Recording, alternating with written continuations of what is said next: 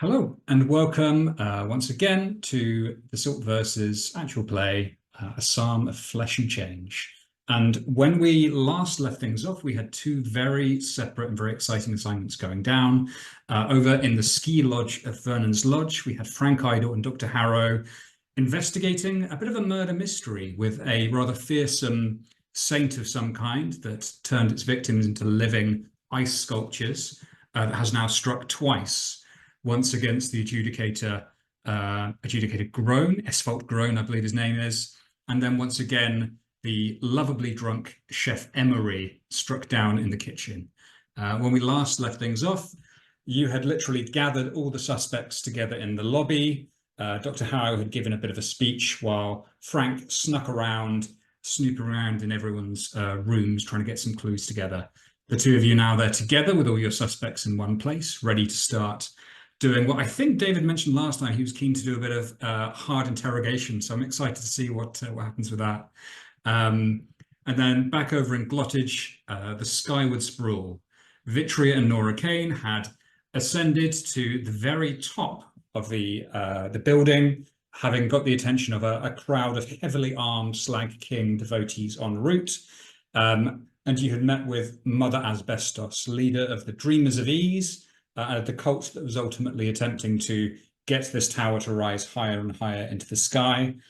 She gave you a bit of information about the tower, a bit of talk about Lucien Beton, the architect's original plans, and ultimately was pleading with you to attempt to resolve the situation between the devotees of the Slag King and her own cult so that the tower could continue growing unimpeded, in her view.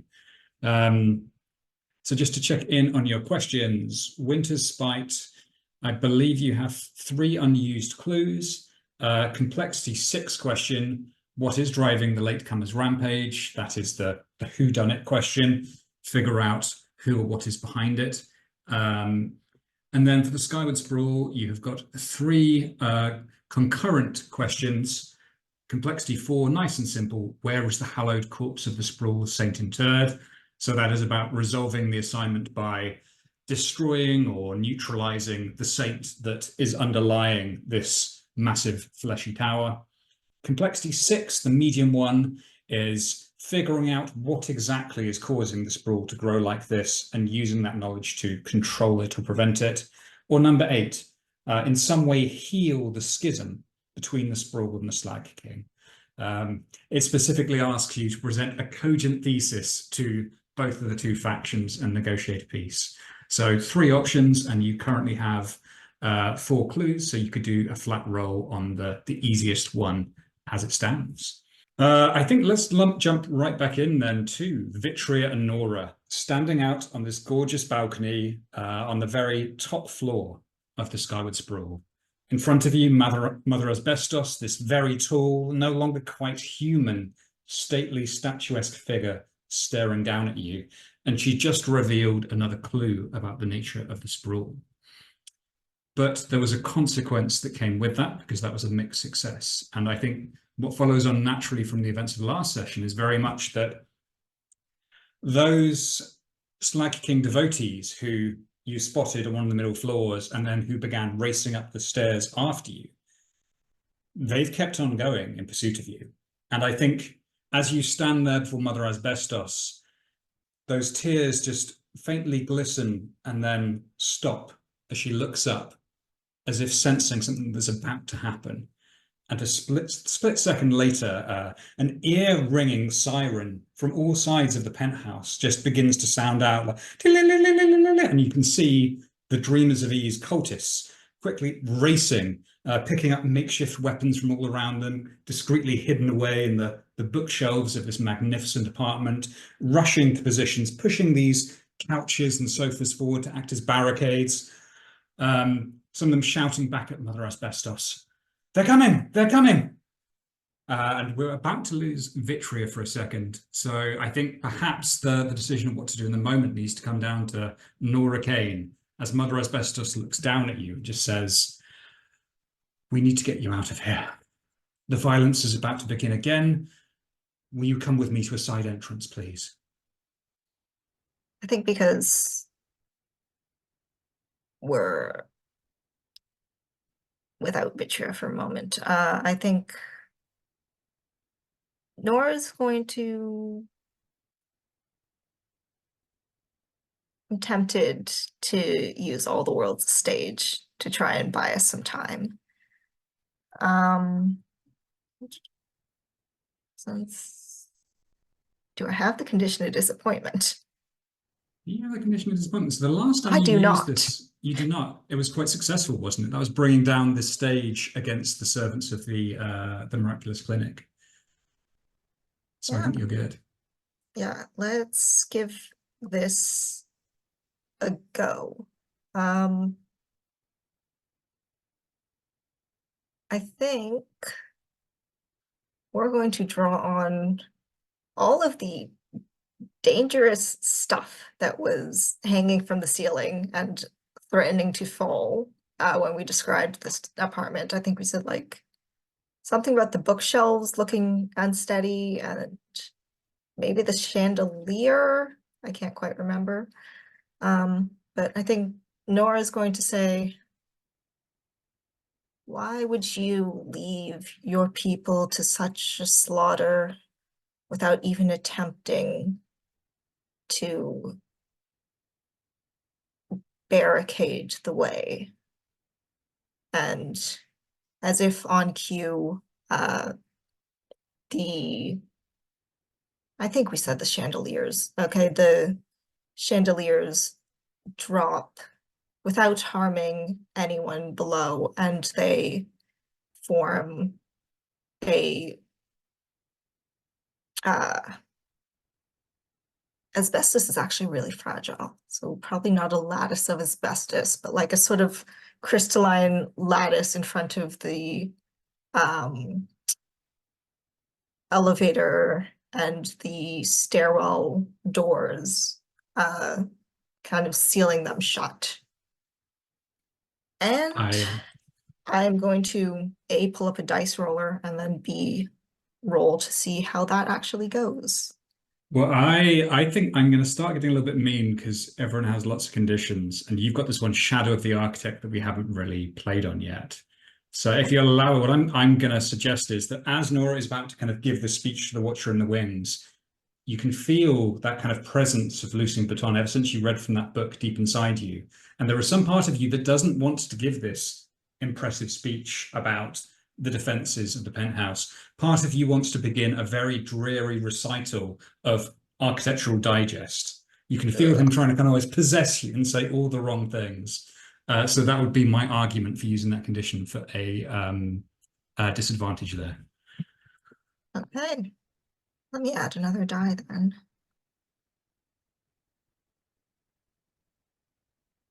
Ooh, okay, so that's plus presence, so it's 1, 2, 3, 1, so it's a 6. It is a 6. It is retrospective, retroactive, but I should point out, Vitria, that the roll does allow you to contribute a single detail to the monologue, which would take you then to a mixed success, but you would both gain the condition of disappointment.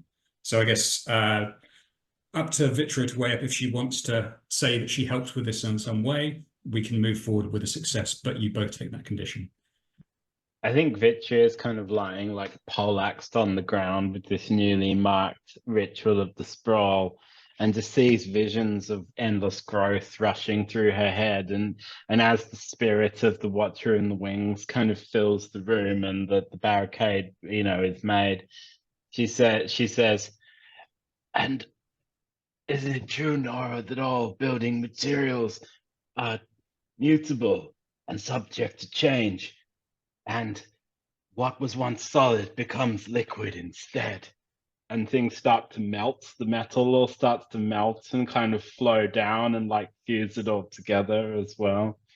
Okay, well, I'll ask both of you to take the condition of disappointment. But Nora, I'd love you to narrate the success of how this barricade keeps the devotees of the Slack King at bay. So as the doors are sealed shut with this sudden liquid and then rapidly hardening metal, and this barrier of some crystalline material that's threaded through with red veins that highly likely to contain human blood. We hear the followers of the Slag King banging on the doors, trying to get through, and they rattle and they're holding for now.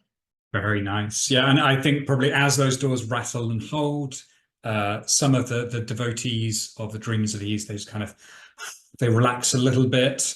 They're still ready in position, but they seem to sense that a few of them maybe say prayers to Mother Asbestos, assuming that she is the one who's helped them. And I think, Nora, perhaps you just get the major domo, Brother Rebar, who greeted you to the penthouse. He just kind of sidles up to you and says, "Nicely done." We'll be here all, well, the phrase is we'll be here all week, but I would like to figure this out a bit sooner than that. I understand. The mother, to be honest with you, is kind, but I fear in the instance of our struggles with these savages, she is perhaps not seeing the reality here. The fanatics of the Slag King see this building as an abomination. They would tear it down if they could. There can be no peace between us and them. There can only be elimination of them or us. And you, I sense, and he kind of nods towards your work at the doors, would be most useful in helping this to happen. Speak to me if you wish to discuss this further. And then he kind of rushes away and starts barking orders at the devotees who are getting bits of pushing those heavy bookshelves up against the doors to help secure it even further than what you've done. I think Vitria will look at Nora and say, I think we're between an unstoppable force and an immovable object. If we get out of here, we can try and find some way of shifting this in our favor. I fear one or the other of them are going to either carve us up with their blowtorches or drop us down that damn shaft. Otherwise. Yes, let's, I don't know, where do we start, aside from getting a whole lot of dynamite? I suppose all we can do is ask that strange man in the red robes. These people are dreadful, dreadful. Brother Rebar is indeed in front of you if you want to ask him for dynamite, but I think let's leap for a moment over to Vernon's lodge. Maybe 5 minutes have passed since Dr. Harrow's semi-successful speech to the guests has ended. Most of them are now sitting around the lobby, looking rather unhappy, some of them still nursing a drink. Frank Palanche, the celebrity skier with his gorgeous young, long golden hair, he's settled at the piano and is trying to cheer everyone up by playing a gentle waltz. The two of you are there at the top of the stairs. The tactics are yours to discuss as you please. Yeah, Frank is going to step in close to Dr. Harrow, and he's already explained the various things that he found while he was upstairs, the obituary of Montessa Vernon's father in Lenora's room, and in the Vanderkamp's room, a bag filled with this bone-colored powder. And I think Frank is going to reach into his pocket, take that bag of powder out, and put it into Dr. Harrow's pocket as he leans in and says, "Now, I don't know what manner of substance this is, but if it was hidden in Vanderkamp's room, I can't imagine it's something suitable for this company here. Or perhaps it is exactly suitable to the kind of company they are keeping here, but I will look at this to determine its nature. Speaking of, Frank, I was going to ask you, I think I'm going to pay a visit down to our, the gentleman who tends the boiler here. If this place might be at the risk of getting cold, I will wish to ensure the operation of this, but perhaps he may know something as well. Perhaps you can, he like, nods his head towards the assembled gatherings and just, do what you do best. Perhaps you will find information that way. What I do best? Socialize, talk to people, help around, make them feel at ease because of your accommodating nature. Sure. Yeah. I'll get right to that. That sounds like a. Did you a have better something plan. else in? Did you have a different plan in mind? Well, I feel like the energy in this room has gotten to a bit of a boiling point, right? You look around there, the Vanderkamps aren't really talking to each other. That man with the real nice looking hair there, he's just off on his own. I feel like something needs to break the tension in these people. I don't know if I'm the man necessarily for the job, but I feel like getting an emotional rise out of people might actually get us closer to answers. With everybody being as nervous as they are here, well, people are more likely to make mistakes when they're guided by the heat of the moment. You are right. This is true. I've been thinking about this entirely from a scientific academic point of view, where you're getting, as you put it, a rise out of somebody leading to mistakes is not something you want to have happen, but you are correct. In this circumstance, it is probably effective. Yes, I should have considered that sooner. Well, do you have an idea as to how you'd get a rise out of these people, Frank? Well, I just had a thought. This is mighty mean of me, and I apologize in advance to all the lovely people here. I wouldn't do this under normal circumstances, but if you're going to go down and check out the boiler anyway, what if you just turned it off for for a few hours? Or perhaps, alternatively, given the fact of the wintry saint that is making a mess of this place and the cold being a predominant factor of its arrival that we would wish to foresee, what if I turn it up? People tend to be a little bit more emotional when the temperature makes them hot under the collar, as opposed to bundling up. I feel like perhaps you'd be literally sweating them. Oh, make them shed their layers. We'll peel back the onion of this mystery and get underneath. Frank, you know I do not like it when we get too deep into the metaphors. So just you're right. I apologize, Doctor. I was foolish of me. But all right. So plan. You are going to do your best. I'm going to see about making it hotter in here, and we are going to sweat the truth out. You've got me doing it now. And he like storms off. Frank immediately walks over to the fireplace and adds another 2 logs, starts stoking it hotter. Fantastic. All right, so let's follow Dr. Harrow then, since it seems like he's going to be the driver of this little social experiment. Dr. Harrow, you find you're winding through the corridors of the hotel, sumptuous and grand. Eventually, you find one of those old battered stairwells just tucked out of way that has a set of stairs leading down. Descending, you find yourself in the below of the hotel, the underfloor area where the staff would tend to congregate, storage spaces, and indeed the boiler. So just a quick question for these underlevels of the hotel, and that question for Paint the Scene is, what is down here that is kept carefully hidden from the sight of the guests? What is down here that is kept hidden from the sight of the guests? I've got a more intangible one, and that is darkness. There is like, it's so well lit in the lodge, like up above, and like clearly that's expensive to maintain with the wiring, the electrical systems. So they compensate because down here in the underbelly, there's almost no lighting or wiring outside of what it is like necessary to do your job. They skimp almost entirely on making sure the above thing is lit. This is dark. They keep the darkness down here.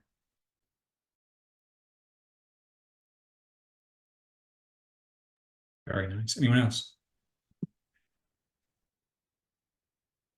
Maybe I just saw Bad Times at the El Royale too recently. I don't know if anyone else has seen that film, but I think that there is a like series of televisions set up down here that are connected to cameras in the building up above, some in more security oriented positions, but some in the hall where the guest rooms are, in some of the guest rooms, allowing for monitoring of both the security of the home and also of the guests themselves here. I think this hotel has quite a lot of dumbwaiters, and the entrances to those dumbwaiters on the floors where they come out are concealed. So they are very much like repurposed ways of sneaking around between floors and getting into rooms undetected. I think they keep pretty much anything that breaks until they get around to fixing it. If they ever get around to fixing it, kind of just ends up in the lower levels somewhere. And with the darkness, some of the shapes that they make would definitely startle someone who comes across them unaware. So maybe you've got like a stack of broken chairs that look like the looming form of some sort of saint, or you've got, gosh, I don't know, what else could there be? Some curtains that are partially burnt that have been kind of thrown into one corner, and some rats have made a nest out of them, so they look like they're something moving and slithering. So, you know, just playing with the light and broken objects. Fantastic. How does Dr. Harrow feel, Alex, as he's descending and he can indeed see these kind of malevolent shadows creeping up on the walls, looking very much like the figure of the latecomer from outside? I think there's a tenseness in his body as he finds himself down here, and almost more horrifically is what he does unconsciously in the presence of this is something he hasn't necessarily done in a long time, is that he reflexively holds out his hand before him. His right hand goes before him, his left hand kind of protectively up before him as he suddenly conjures this small smoking flame that just appears in the air of his hand. Startling himself, it just begins to sputter and cough up smoke from it as it casts light to banish from the shadows. But as he does that, he looks at his own hand in horror for a moment, realizing what he's done. As I mark my final box on Deadly Blessing, I am now irradiated. Oh, shit. Okay. Exciting. Well, yeah, as holding this little burning, irradiated flame out ahead of you, you just continue down the corridor, past these many steel dumbwaiters looking like guillotines ready to strike. Past, yes, this little security room with these televisions, and you can just see a very tiny black and white Frank who is throwing logs onto the fire in the lobby, as well as a series of empty rooms. You can see the ballroom as well on one of them. You know, that's ice sculpture of Adjudicator Groan still in place. You keep moving, and then finally, from somewhere in the distance, you hear just a the rhythmic sound of someone shoveling coal. And as you approach the end of the corridor, you can see it. You can see the hot light just emanating from a rather large chamber room, the furnace room. And in front of the boiler itself, with a shovel, there is a slightly tired-looking middle-aged man. He's got a shaven head, and he's just shoveling coal into the boiler. He takes a breath after a moment, stops to take a little smoke of a cigarette, and then goes right back to it. I very quickly snuff the flame in my hand, shaking it to the side. Dr. Nim has this faraway look as he realizes what's happening inside his body, but he puts that thought away to the very back of his mind. He steps inside this room and says, "Pardon me, are you Peter?" The man turns, and his face it's lined, it's weary, it's someone who's had a hard life, but it does light up in what seems to be a genuine smile when he says, "You're all right, mate, you knew? You were at the hotel?" No, I am with Biased. Are you familiar with the Bureau for the Investigation and Assimilation of Stray Deities? All too familiar, I'm afraid. And he just leans down and he taps. He's got a little blinking ankle monitor on his ankle, and he says, "Your boys did this." I heard that you were a sacrificial convict. I did not realize you were taken by the Bureau specifically. I apologize. I do not wish to offend you in any way. You couldn't offend me, mate. I've been down here day after day, night after night, keeping the boiler stoked. I appreciate the company. Yes, we are here on account of the goings on regarding the adjudicator and the saint. Do you mind? I apologize for interrupting your work. Do you mind if I ask what you were convicted of? I admit I've only been in the Bureau for a short time myself. I have not gone through all the files of previous cases. It's a long story. If I'm honest with you, I'll just say it was a family cult. Maybe what we got up to is bad, but it weren't so bad as some of those up there right now, if you know what I mean. The stuff they get up to. I see. We were unlucky. We got caught, and here I am now. There's like a faraway look in Nim's eyes for a moment, but he shakes it off, looks at Peter, and says, "Peter, is it all right if I call you Peter?" Of course, mate. You can call me Nim. No need to call me Doctor. It's, I have a couple of. I was looking to speak with you. I have a couple of matters. First of all, what would you be able to explain the procedures of your work down here? How this labor correlates to the operations of the boiler, and just paint me the picture of your day-to-day tasks? Sure. Well, I keep things tidy down the storage areas. I keep the furnace well stoked. In terms of my parole, it's a good job. It pays decent. The only stipulation is if we run out of kindling, I'm supposed to throw myself on. He winces for a moment, but covers it up as like a little like smirking laugh as best as he can, because out of Peter's sight we see that on the back of his right thigh through the pant leg, a small little spot of blood begins to bloom through Nim's pants as a bit of irradiated flesh kind of gives way. He winces a little bit and shifts his posture as he says, "I see. And how is your supply of fuel for the fire?" It's not the best. We're not in immediate danger of running out, but if the blizzard keeps going, who knows what they'll do. I mean, most of the time we keep the hotel at just a base level, you know, we don't think about comfort, we just think about survival. But ever since this lot turned up, they've been asking us to ramp it up, get it nice and hot so that they can all have a pleasant party up there. Are you happy here, Peter? He gives you a long look, And then maybe because we've established that they have these two-way televisions, that there is some kind of watchful security here, his eyes flicker up to the very corner of the room. You And he don't says, need to worry about that right now. of course I'm not happy, Nim. If you're asking me figured. honestly,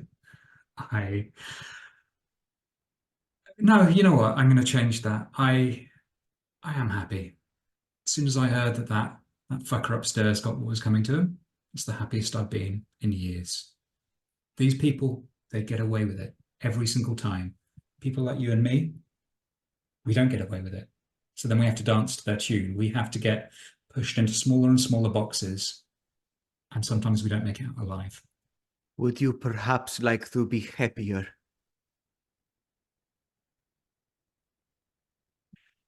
I have a proposition. My associate and I are getting to the bottom of what is behind the emerging of this wintry horror. We have reason to believe that there is someone forcing its hand. It could be you. I could be revealing our investigations and plans to the perpetrator, but I'll be honest with you.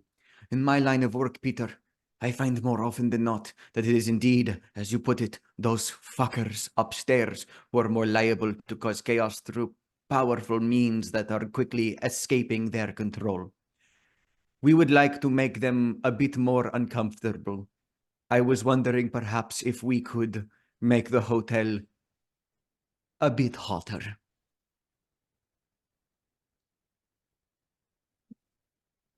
Don't get me wrong. I like the sound of making them uncomfortable, but you know, this puts me in danger, right? Because Yes, tomorrow you yes. could be gone and I'll still be here.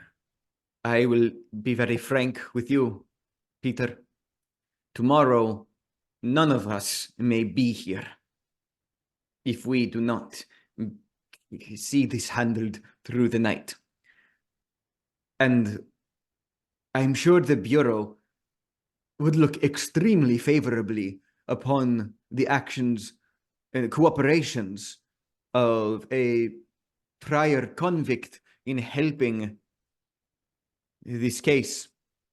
I cannot make promises, but I could try to see this work in your favor, to see you released from your your sacrificial servitude.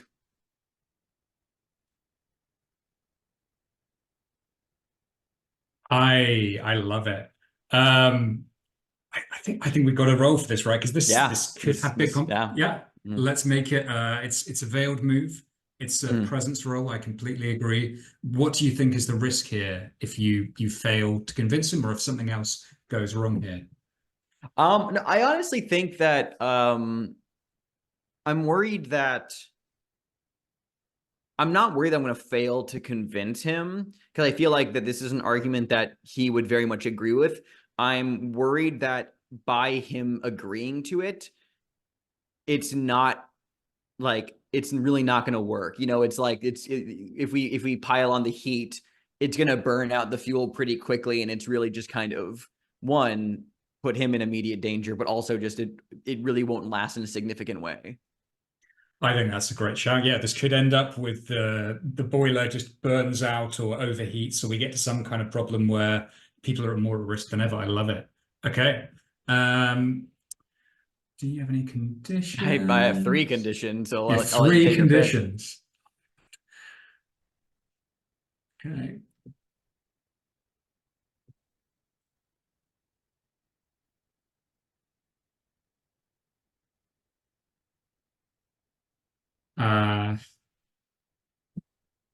Disappointment is a really interesting one, because surely the watcher in the wings might want to see things go explosively wrong here. So I think I'm going to give you that one for disadvantage.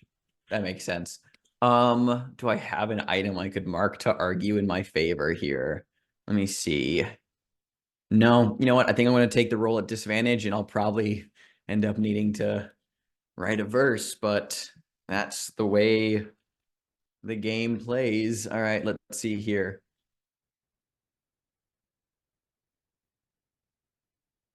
Plus my presence to 1, so that is a 6. 6. Okay. All right, interesting. Let's are you for a 6, let me remind myself what the protocol is, because it's been a little while. I believe I'm going to narrate it. Yep. And then so I think very much what happens is we cut to Frank upstairs, who's kind of throwing another log on the fire. And then suddenly from below, the floorboards just shake and we hear kind of a sudden rumble, the sound of a boiler overheating as it has been overloaded. No one really notices at once. Maybe Dr. Harrow reappears upstairs with a rather sheepish look on his face. But over time, the guests realize that they feel a sudden flush of heat, and then cold begins to descend on them. They can feel the frost just appearing around the window panes, their breath beginning to crystallize in the air, and it's as if something has been summoned in. Yeah, I as fun as it would be to roll with the drama there, I will be writing from the verse of history, so I will bump that up. Fantastic. Put up. It'll be a mixed success. That sounds good to me.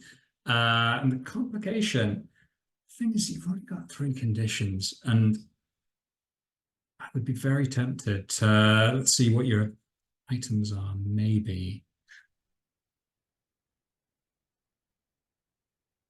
lead line box tightly locked, calcium chloride road salts, and a flask of experimental miracle juice. I mean, are you open to some suggestions? I'm definitely open to suggestions. Go for it. Let me just pull up my list of keeper reactions, just because I like to take a gander here. Well, I think an obvious one could be that whoever is spying in on Peter may actually be the person you're looking for, that there could be someone else in the hotel who has caught wind of your plan.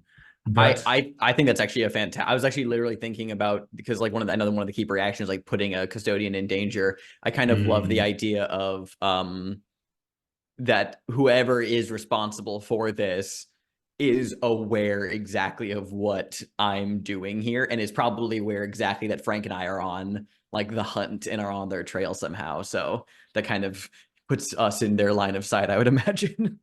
Yeah, I think actually, with that in mind, what's going to happen is this. So Peter begins stoking the boiler harder and harder. He's like, let's see them sweat.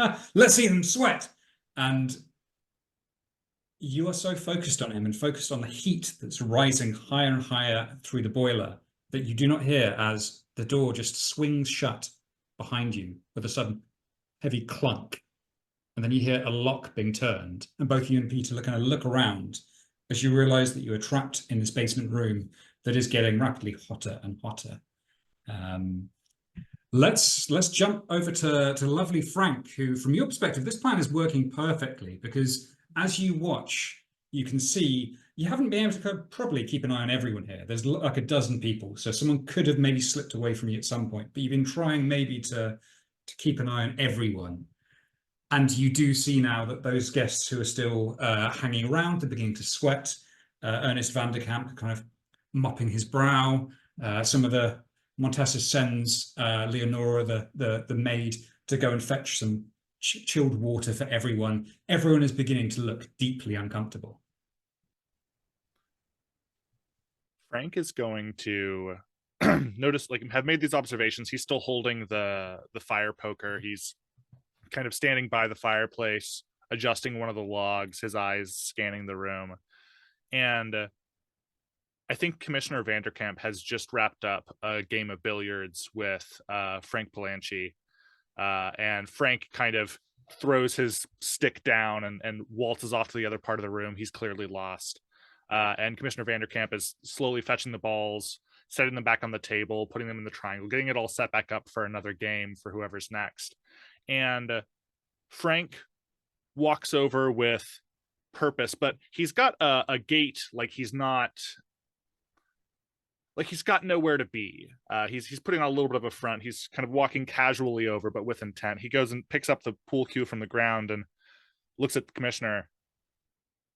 Mind if I join you for a game? My hands are feeling a little bit antsy. I feel like putting them to work, getting these balls right back in these pockets.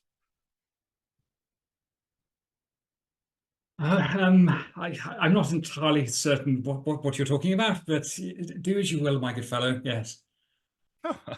Well, I figure the two of us could have a bit of a match here. It's been many years since I've picked up a cue. It's a rather a waste of time, but nothing else to do right now, so I figure maybe a little bit wouldn't hurt. Yes, very well. I suppose we can play. Rack 'em up, my dear fellow. I should warn you, I'm a little bit of what they call a hustler. Well, then hustle away.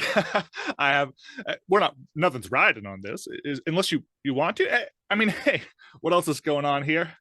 Might as well sweeten the deal a little bit. Oh, well, don't tell my wife, but I suppose we could do a cheeky betski. What do you have in mind? Well, I hadn't thought that far ahead. How about let's see, I've got $50, not a paltry sum, and you've got, you know what? If I win, you tell me something interesting, so something cool going on in your life right now that you haven't told nobody else. I'm not really interested in money here, but I'd love to hear more about people's life stories. I love those. Yeah, well, I'm certain I could spare you a tale or two, kind of a quid pro quo thing. Yes, let's do it. Excited to play with you. All right, I love it. This is I guess a gather information role. I think this probably should be focused, unless you can argue otherwise, because this is going to be about, can you beat him at pool? Either he is a hustler, or his subordinates have always let him win and he's terrible. So is Frank good enough to beat him? So I think then maybe this is focus, do you think? Yeah, I reckon so. Okay. All right. I don't have any items that will make sense to work here, so let's just go for 2 dice. Hey, that's pretty good. That's 8. Oh, +1, that's a 9. That's a 9. Absolutely lovely. Okay. So you do manage to successfully beat him at pool.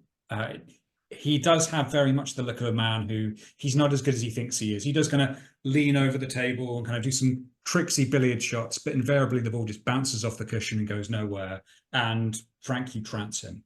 And at the end he says, I think Frank plays it kind of cool. I have it in my head that when Frank says that he hasn't played billiards for many years, that's true. But I think Frank was actually a pool shark back when he was young. Like before he joined the Helping Hand, in his days of idleness, he was actually somebody who swindled people playing this game. And so Frank leads him along. When he realizes, he gauges sort of the ability of the commissioner, and then just barely edges ahead of him, just beats him by a little bit, by a margin, not a mile. I love that. You don't have to take it, but I have a lovely image of like one of your extra hands, just a third hand just kind of sticking out of the shirt to discreetly steady the cue as you're shooting. Love that. Yeah, at the end of it, he just looks rather embarrassed and says, gosh, it's just getting awfully hot in here. I think that put me off my game. My hands are getting sticky. Well, what was your question? What did you want to know? I mean, doubtless, these games can go any way. What I was wondering, and he sidles up next to him. What I was wondering is what you were really doing here. Really doing here? We're celebrating my dear friend's birthday. What do you mean? Come on, Commissioner. It's just the two of us right now. Fire's pretty loud. It's roaring. I think you'd see the sweat. You're not here for that. You know, don't you? You know. All the life drains out of his face in an instant. He just leans in and says, listen, what happened, none of us wanted it to happen. Do you understand? None of us meant it to turn out like it did. Of course not. He just, he leans in and he says to you, listen, you tell them I'm sorry. You understand? The children, if you find them, tell them I'm sorry. And he turns and he races out the room. His wife kind of comes out and says, "Oh, Ernie, this is where you've been hiding," and he just brushes her off and vanishes down the corridor out of sight. Commissioner, I wouldn't recommend leaving this room. We've not checked all of our barricades. I think that absolutely is the complication for mixed success. He does not listen to you. He just vanishes into the depths of the hotel, and it's, of course, up to you if you want to pursue him or stay with the main group of people. But you've got your clue. Something happened years ago. There are apparently some children living after whatever this event was that both Ernest van der Kamp and Adjudicator Groom were involved in. Let's cut right back to the penthouse. There is a bit of a standoff happening. You can hear the followers of the Slag King hammering on the doors, but it for now seems secure. The two of you have already had a bit of a discussion about what to do. Mother Asbestos is standing out on the balcony, gazing beatifically out over the city. Brother Rebar, supervising the defensive efforts, is right in front of you. If you wish to speak to him, over to you. I think Vitria will quite simply ask Brother Rebar, what do we need to do to get out of here so that we can figure out how to end this conflict? Like, essentially, like, you need to get us out of here if you want us to help. He gives you a very uncertain look and says, "I would not trust you to leave this place. We all know the followers of the Slag King are one of the biggest faiths in all of Glottage. No, we need to deal with these people here and now, and then lock the doors, bar the windows so that no one else can get in. We need to drive them out or exterminate them. What would be the use in you leaving?" Well, you see, I've felt the touch of the sprawl. I'm just going to flatter him and say, I understand that something new has been created here, and we can't destroy it out of hand. Our remit is broader than that. We're not a blunt instrument, you see, brother. So if you let us leave now, we can find a solution that, I mean, were I a typical follower of the Slag King, as you seem to understand our faith, which is a very restrictive understanding, if I was like them, pointing to the zealots, I would have simply joined them and burned this place to the ground, but I haven't, because my colleague Nora and I here, we're looking for a middle ground. He nods and maybe his gaze softens a little. He says, "Listen, you worked the sacred elevator of Lucien Baton. The architect allowed you up here. If you wish to leave by the same device, the Slag King's devotees are upon the stairs, but there is nothing preventing you from descending once more to the lobby and leaving. I cannot promise that you will not return to a very different place. They have come here, as they often do, trying to drive us out. We must fight back. By the time you return, either one of us may have been destroyed." Tell us something that will help to break this impasse. Tell me something that you know, brother, that will improve our chances, and we will attempt to leave by the elevator as we arrived. Give me gather information. Yeah, okay. I think I've set this up as a an insight, haven't I? Or presence? Yeah, that makes, maybe insight. No, I'm kind of trying to like play it as either.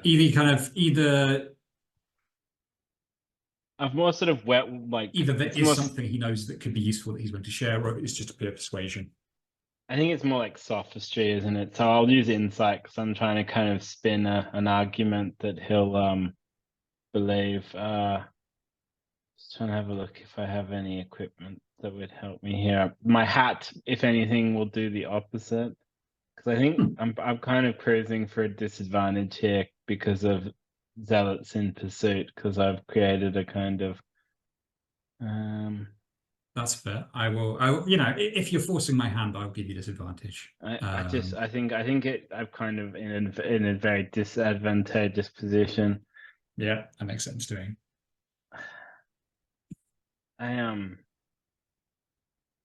think I'm just gonna have to go with disadvantage because I can't think of anything right now that would help. And my hat, like I said, won't do anything. Let's hope that and that's a +1. So I'm just setting up my roll. Oh, that's not too bad. That's an 8 with disadvantage. So That's absolutely perfect. Well, I think Brother Rebar just he reaches in his robes, glancing about him nervously towards Mother Asbestos, and he says, I repeat that I fear this will not end until they or we are dead. I do not believe there can be a diplomatic solution here. I believe we must drive these fanatics out. That said, if it helps your movements through the building, and he just takes out a rather large, gorgeous-looking embossed key.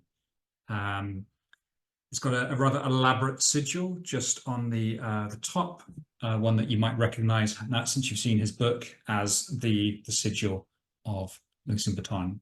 He hands it to you and says, this will get you into hidden places throughout the sprawl. It should allow you, hopefully, to move relatively unseen without being disrupted by these fanatics.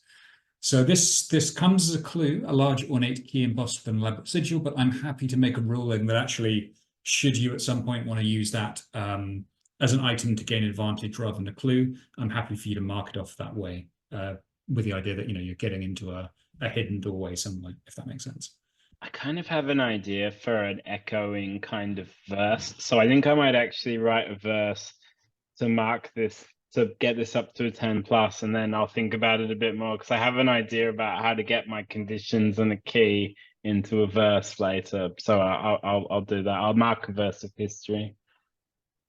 Perfect. Okay, so that goes up to full success. No consequence needed. Nora, just to check in with you, while are you here as well while Vitria's having that conversation, or are you up to shenanigans of your own? I mean, that little argument sounds like it took a bit of time. So I think Nora got bored halfway through and kind of went to talk to one of the, I don't know, what are we calling them? Acolytes? Dreamers of Ease. Yeah. And I think she went to talk to someone who pulled a sword out of a bookshelf and is kind of discussing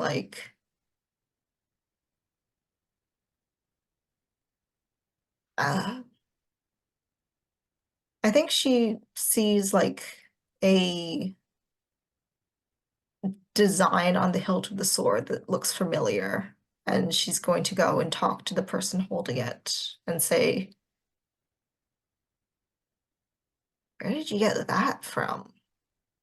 Doesn't look like, well, it doesn't look like building material that's up to code. The acolyte just turns, and the woman that you're looking at, she's wearing cloudy robes that have been assembled from several shower curtains. Her face is covered by a kind of a battle mask, what appears to be a repurposed crystal cheese platter with eye holes cut in it that look rather comical. You do get a sense of the skin behind the mask and the skin of her fingers clutching that sword, that the rot has been spreading across her own flesh as well. So perhaps the little helmet is not just for protection, perhaps it is also to conceal the extent of the rot spreading across her face. She says, what? Up to code? Why are you talking like them?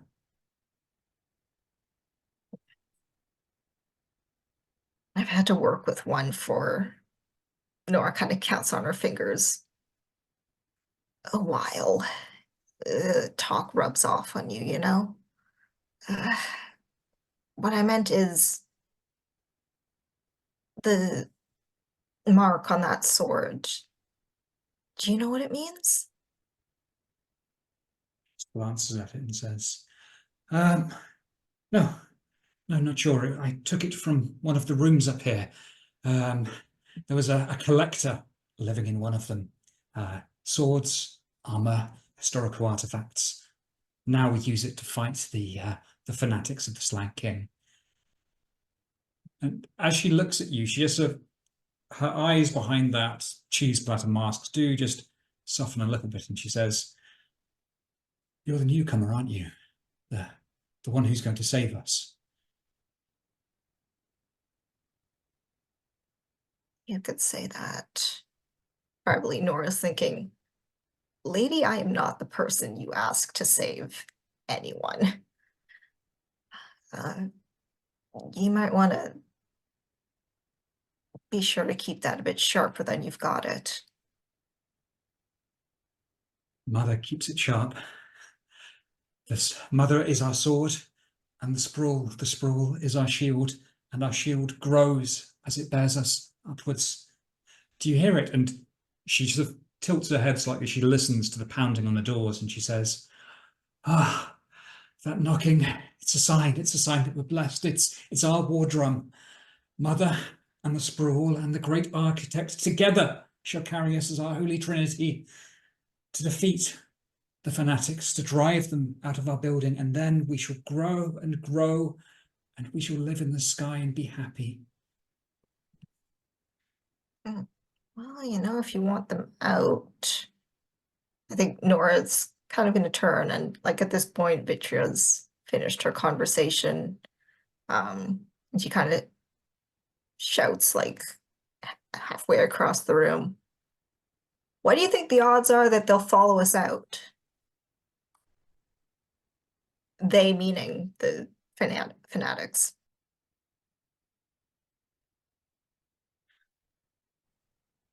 So I missed that last bit because I had a child shouting "boo" in my ear. Can you just repeat what was the last thing that just happened? Nora is shouting across the room at Vitria and asking, "What do you think the odds are that we can get the fanatics banging on the door to follow us out of the tower?" Well, I mean, your god is a drama-loving god. Surely that would be the most entertaining outcome. Which I think is code for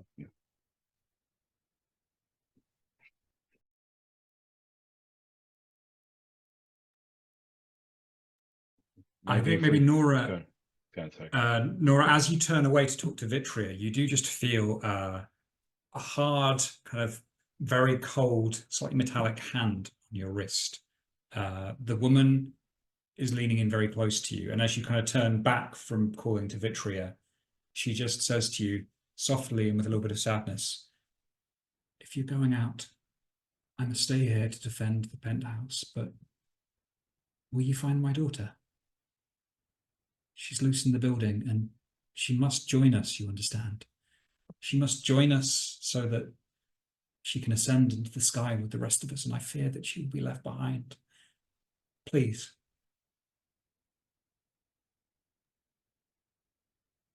Yeah, I've been there. We'll try to find her.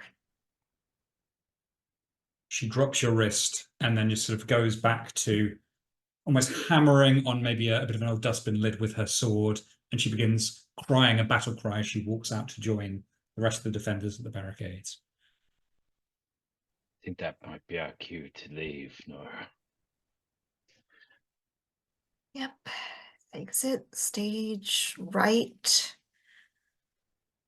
Armed with key.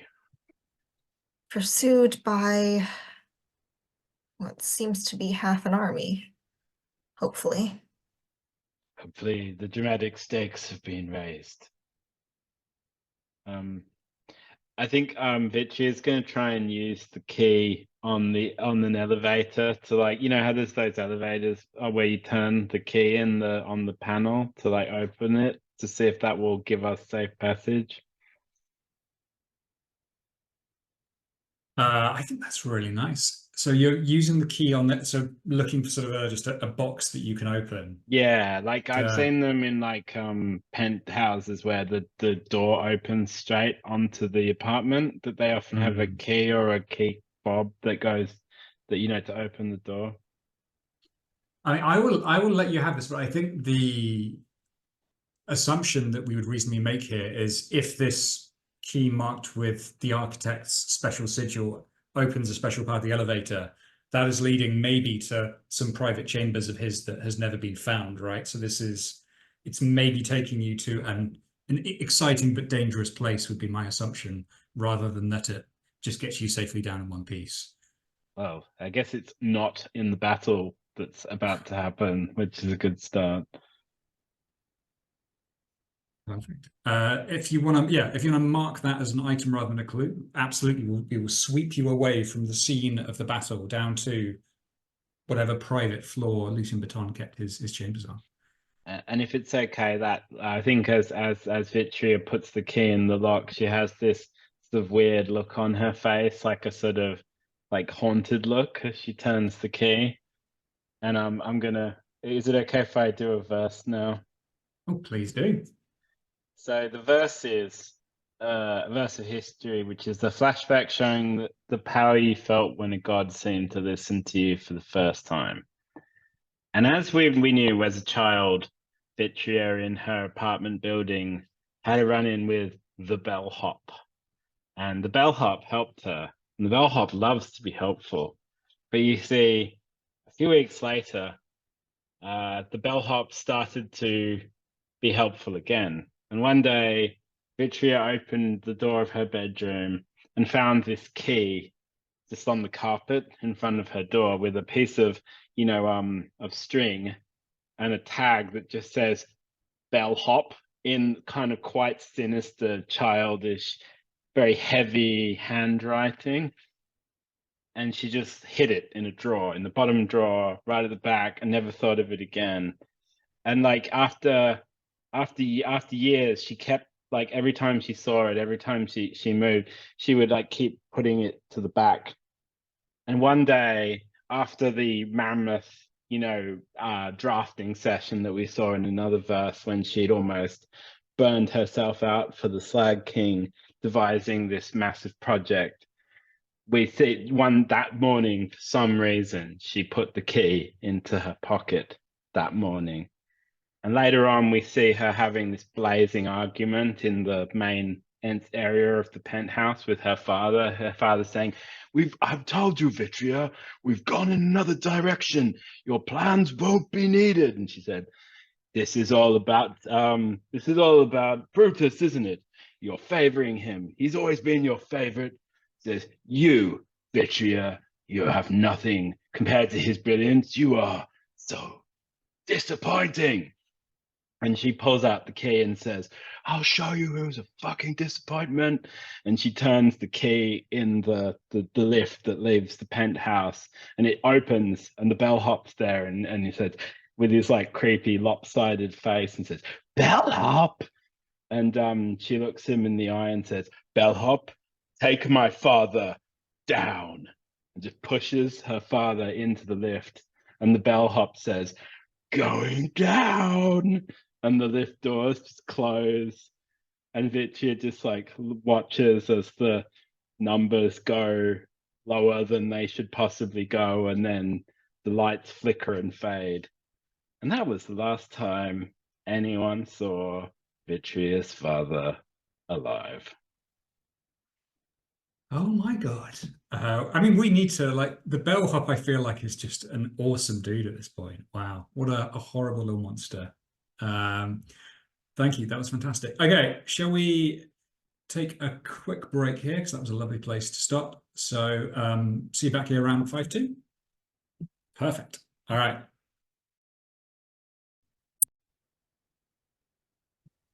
Okay. Let's jump across to Dr. Harrow. You are in now a locked furnace room deep beneath the hotel. I imagine Peter is kind of ramming the door ineffectually and then just waving up at the corner of the room where some kind of camera is and going, hey, they can't hear us.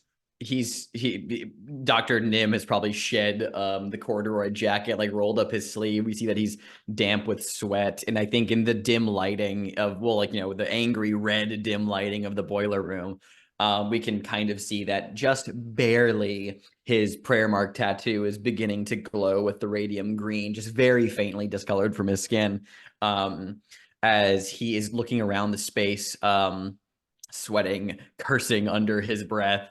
And I see, this is, yeah, okay. I mean, like, there's only one thing I can think of doing here. And hold on. Just looking at my things. Yeah, I might as well.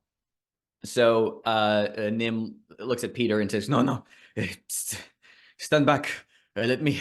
I will drink the flask of experimental miracle juice to get an automatic 12+ on vitality to break down the door. It will give me the condition side effects may include. Since I'm already stacked on conditions, one, I will have to mark a verse, and two, it'll have to replace one of my verses. So can I replace a disappointment with side effects may include? You Cool. absolutely may. All right, side effects may include. Cool. And so since that's my fourth condition, I'll automatically mark a verse. I think I will mark. I'll decide which verse I'm going to mark in a moment, but yeah. So he reaches, fumbles around into his jacket that he took off and finds the vial of miracle juice, and pops the cap off of it and like swigs it down, feeling its thick, oily, acrid taste against his tongue as he gulps it down with a little bit of desperation, feels it like churning in his stomach. His stomach does not react well in its presently irradiated state to the presence of this miracle juice. And I don't know, can I like request to paint the scene from everybody else for like how the miracle juice manifests, like what happens, like to like how that like works on me? Oh yeah. What do we think, folks? I think you suddenly get heavier, like considerably heavier, and your feet like crack the ground.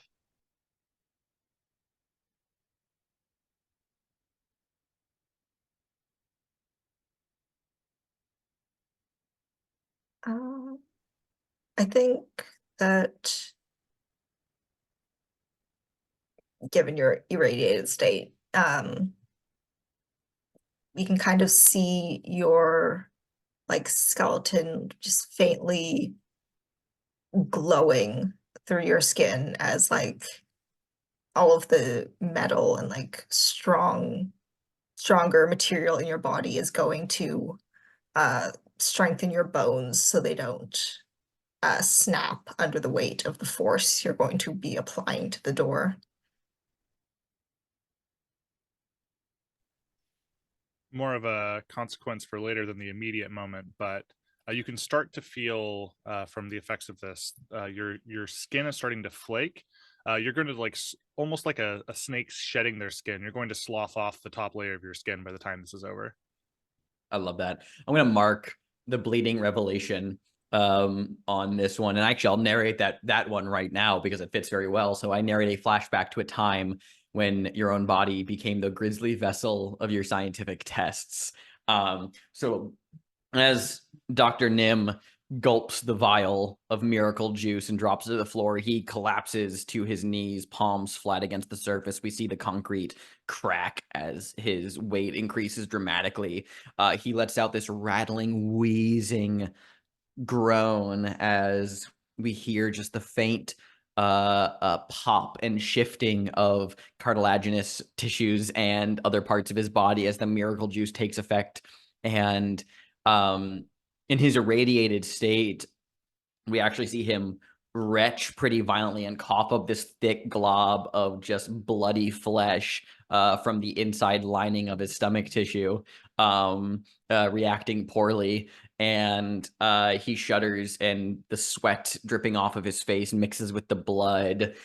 He wheezes out a faint greenish tinged chemical breath as his body is just a nest of different reactions happening all throughout him on a cellular level, and he briefly blacks out.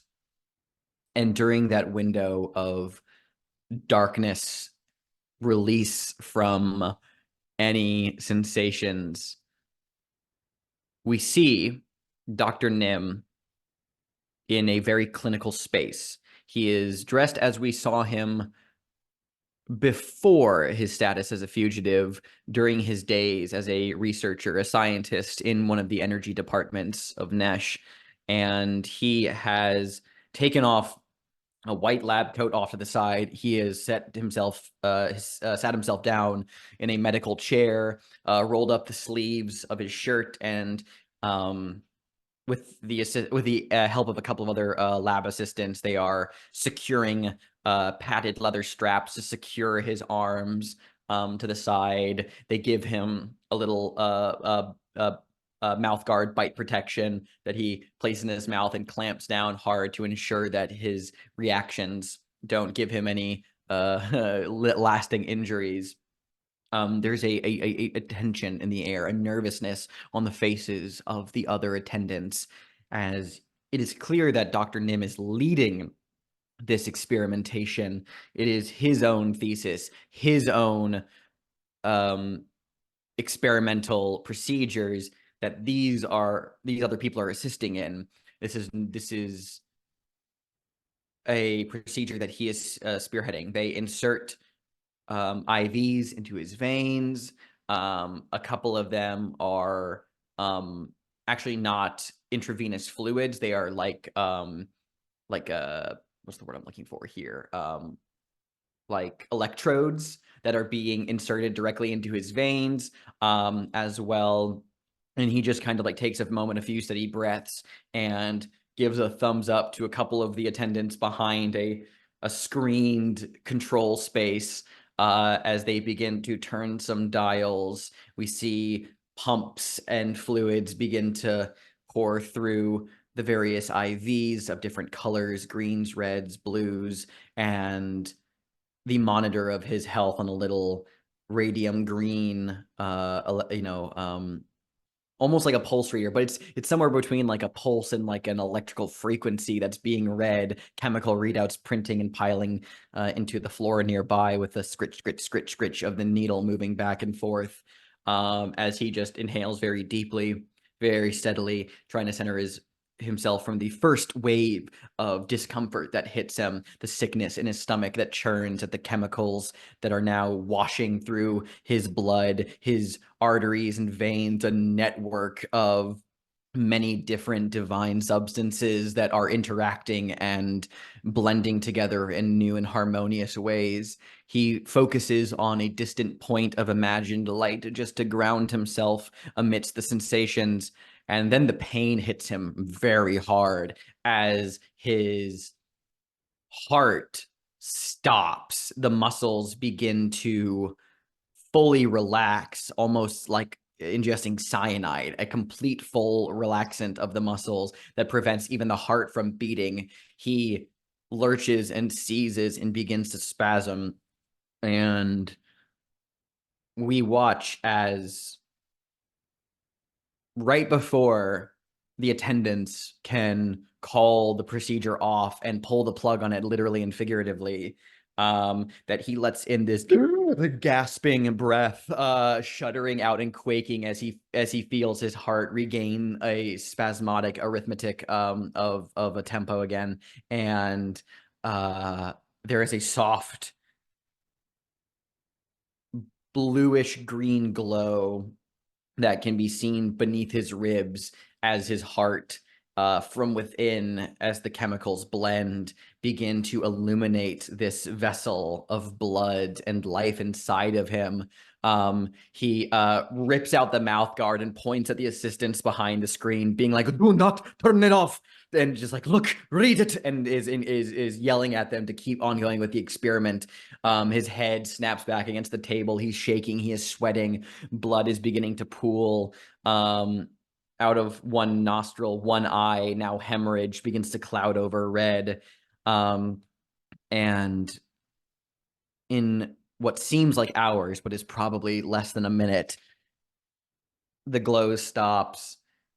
Aides rush to his side. beginning to unfasten him and release him from the table. They give him water. They begin to flush his system. They have extra prepared blood transfusions that are connected to the APs to begin helping him, and he just waves them off and stumbles over to the readouts and begins to look through it with not a maniacal grin, but a more an impassioned, wide smile. And the others look on confused, and they say, Dr. Harrow, did it work? And he, beaming, like just ear to ear, just saying, he says, no, it is an absolute failure. But failure leads to progress, my friends. We are making headway. I can feel it. And in the present day, he gasps back to life and lumbers up to the door and rips the door off of its hinges in a shrieking metal groan. And I'll, obviously with my 12 plus, I'll let you tell me what other benefit or advantage I get from this, but I think it's literally, in a brief moment of miraculous strength, rips the boiler room door fully off of its hinges and drops to the side with a heavy thud. Beautiful. Thank you. Yeah, I'm going to give you a choice of 3 extra rewards for your 12.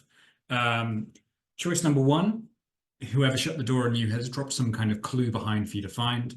Number 2, as your body has taken on the properties of this miracle juice, your body has rejected something, whether it be a very old splinter or a toenail. You have access to some kind of item that is a Cronenbergian horror that you can keep with you even when the effects wear off.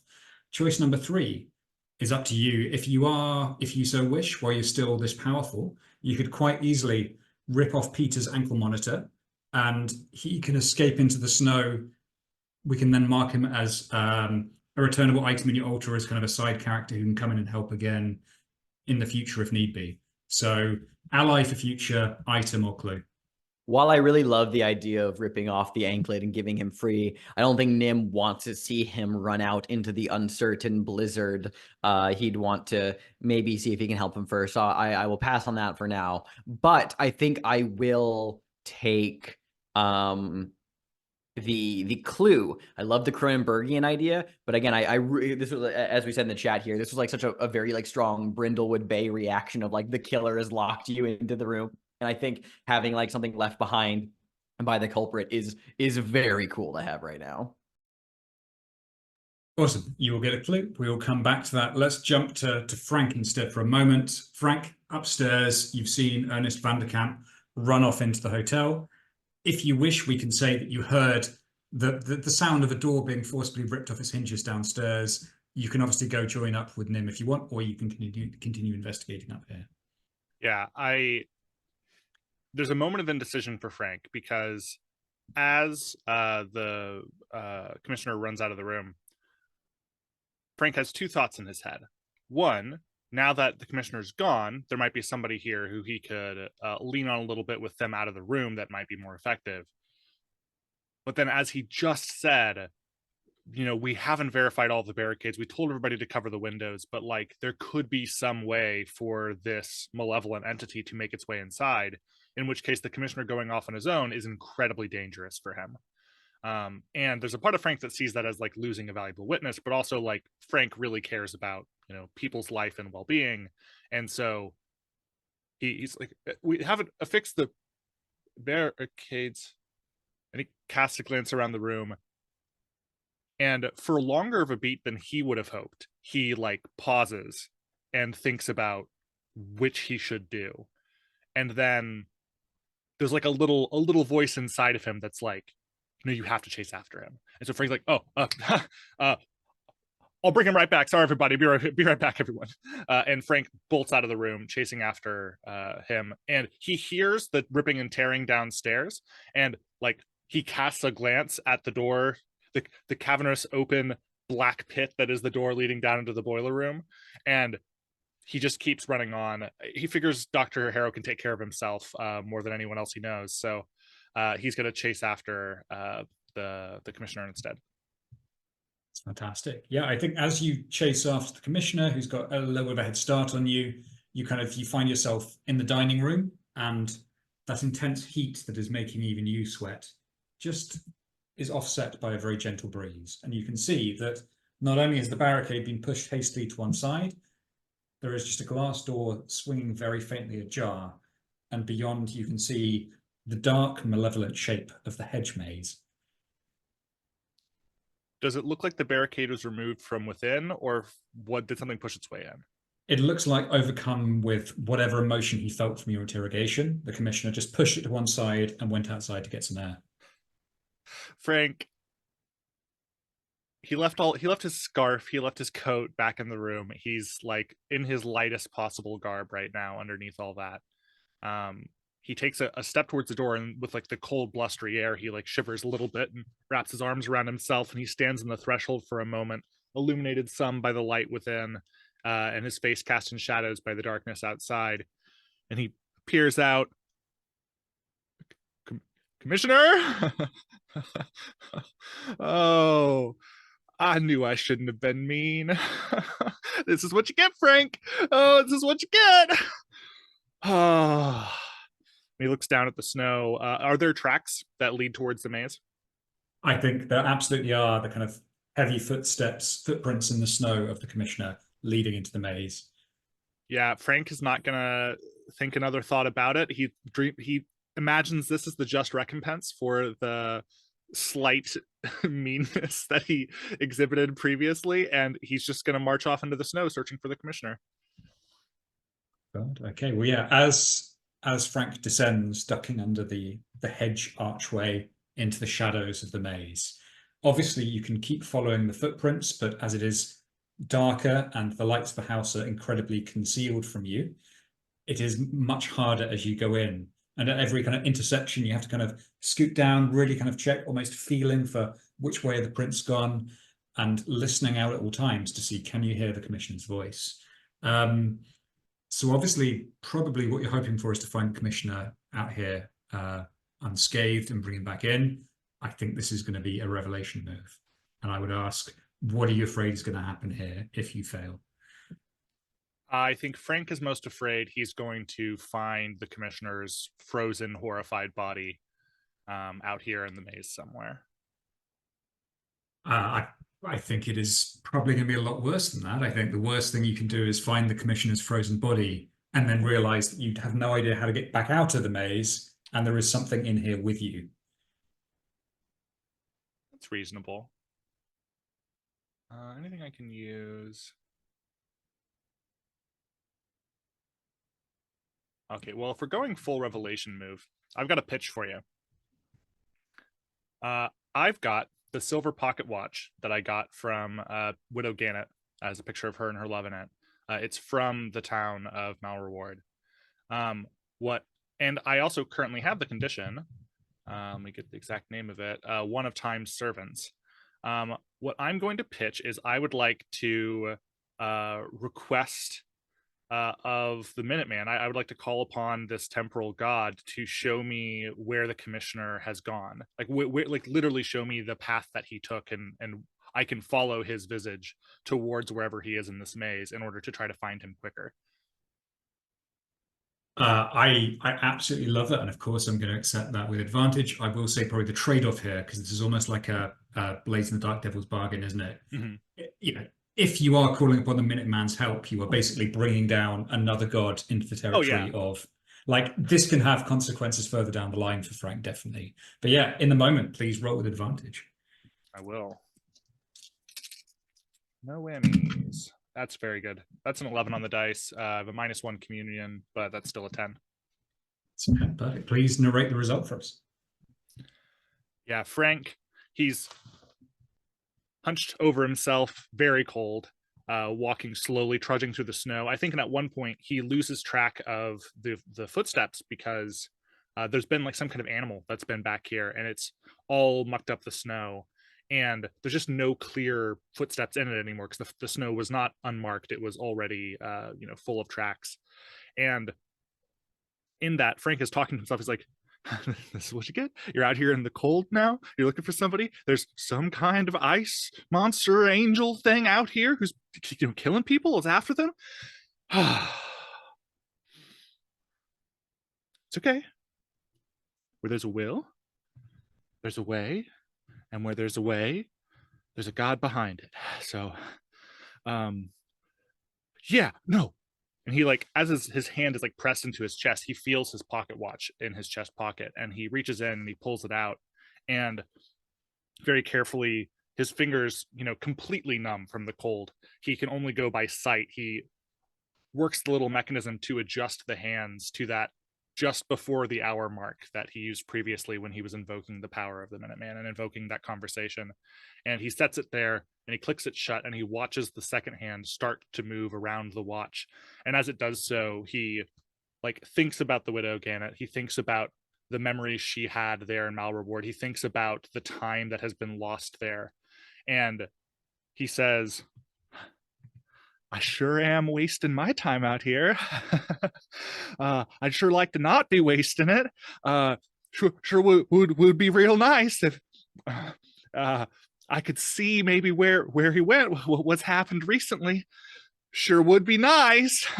And in exchange, I'm sure there's something that could be done for you as well, Mr. Minuteman, sir. Please. It's awful cold out here, and he's going to press. He's still got like a wound along his hand. It's healed over mostly from when he cut it to write the blood runes on the different clocks. But I think he's just kind of presses the watch into that wound against the scabbing there, and he kind of rubs it just a little bit raw. Just a trickle of his blood gets onto it as he makes this impassioned prayer to the Minuteman. And I guess, I got a 10. So as he does so, he, his eyes are closed and he is so cold. And for a moment, he isn't cold anymore, but he realizes it's because the wind has completely stopped. It was kind of howling through this maze, but now there is no wind. And he looks around and there's a perfectly suspended snowflake. All of the snowflakes are suspended around him right now. Just before his eye, he can see the crystal, just a little bit of light from the house leaking to illuminate its gentle structure. And he turns to look, and almost photoreal, standing next to him, but just a little bit hazy, a little bit shadowy, is the commissioner, haggard, a look of pained terror on his face as he looks around the corner and then marches on forwards down one of the paths. And Frank follows this figure through various turns and corners of the maze until I believe he finds the commissioner. He's at one of the dead ends, and he's just kind of huddled up in the corner, sitting in a pile of snow, shivering slightly, looking about furtively in the maze. And Frank walks up gently to him. Hey, it's a tad chilly for a walk tonight. You mind coming with me back to the house? I'm sure we can get you warmed right back up. He does start as he hears you, and it's almost like a little bit of a cat scare. But then as he looks to face you, you do get a sense of almost disappointment on his face, like maybe some part of him was hoping to encounter the latecomer out here. And he says with resignation, yes, it is cold, of course. Lead the way. And he takes his hand so he doesn't run off. And he half drags, half walks him back. He follows their path through the maze, back towards the entrance. I guess a question for you, John, but also potentially for the group. Is this the kind of maze that has a stable structure where you can just follow it back to the beginning? Or is there more going on here? I'll ask. I mean, with a 10, Okay, there possibly is more going on, but Frank, if he wishes, I think can still find his way back to the entrance, despite maybe sensing that the maze is shifting as if trying to trap them. Yeah, I think there's definitely some turns and there's some places where their tracks have mysteriously been covered over. It's not completely obvious which way they'd gone here, but Frank remembers it just well enough to try to guide them back towards the entrance. And I think they do make it there, although with some suspicious detours along the way. And Frank, casts a glance to either side. All right, path looks good here for right now. Let's get on in. I think I left the door unlocked, and we should probably close that and fix the draft before anybody else gets wiser. Perfect. Yeah, you just sort of push him forwards, back inside the hotel. The doors close behind you. Your witness or suspect or whatever the hell he is secured and back inside the hotel. Let's jump to Vitria and Nora, who have just put the key in this, a rather mysterious key in this elevator. And I think as the doors, remind me both of you, did you want to attempt to try and bring the acolytes of the Dreamers of Ease with you, or was that the plan, or was that a fear you had? Yeah, I think you're more trying to just get away from all of these zealots of various kinds trying to kill each other. I think that's fair. I think, everyone's still watching at their barricades, mostly around the staircase. Brother Rebar just gives you a nod and says, remember what I said, Nora. This ends in blood. Mother Asbestos still out on the balcony, just gazing out over the city and the clouds. Then the doors close shut on you. As the key turns, you watch as the little lights on the elevator buttons begin to sound. And like a lot of tower buildings, so maybe there are 20 stories in the Skyward Sprawl, but like lots of buildings, there are superstitions surrounding the 13th. And you do note as it goes down 16, 15, 14, and then before it gets to 12, it just pauses and shudders to a halt as you open out onto a nameless floor. The doors open, and all around you, you can see, I'm imagining rooms that are relatively modest compared to the penthouse you've just been in. The private chambers of Lucien Baton, they're practical, they're pragmatic, they serve a purpose. But as you step out into the corridor, you can see a long hallway, and help me paint the scene here, folks. Lucien Baton's lodgings are surrounded. Lucien Baton's lodgings contain multiple examples of his failed experimentations in flesh, dread, and architecture. What examples of his experimentation can you see in his apartments?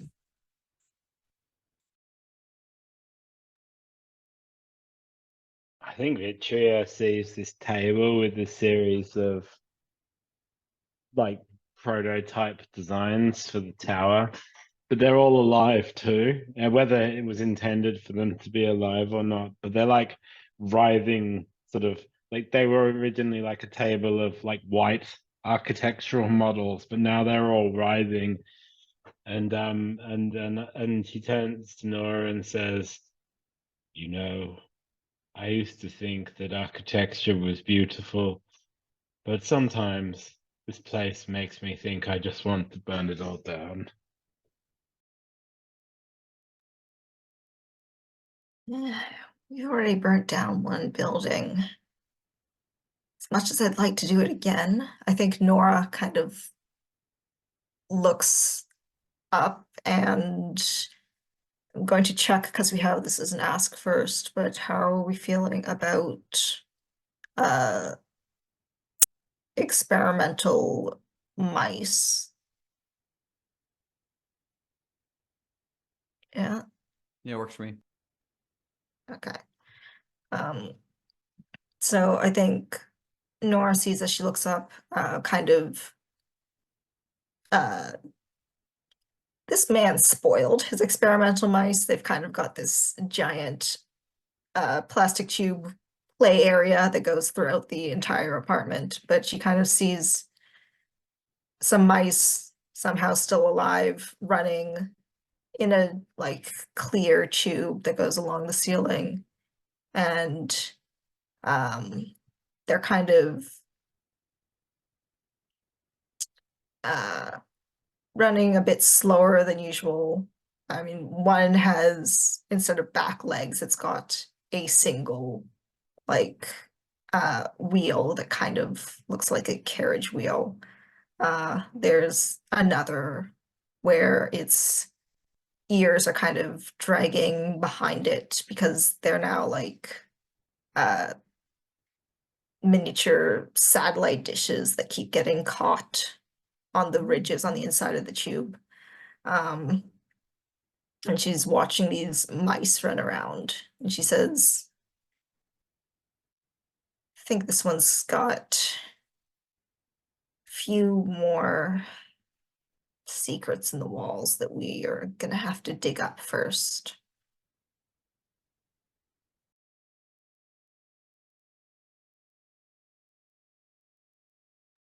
Any more for anyone? Can you repeat the question?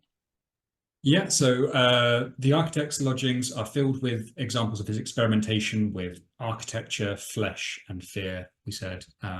Name one of them. I've got a nice simple one. There are a series of wall sconces with flickering electric lights in the mouths of tortured human faces that have been covered in microconcrete.